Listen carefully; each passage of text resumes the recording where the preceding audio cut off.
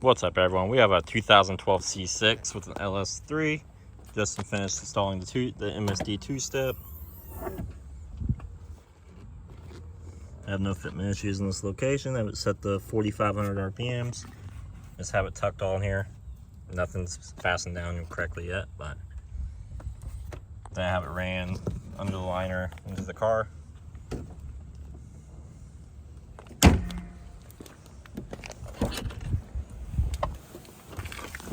Ugh. Crappy wiring job coming through right here, but it works. I have it on the switch.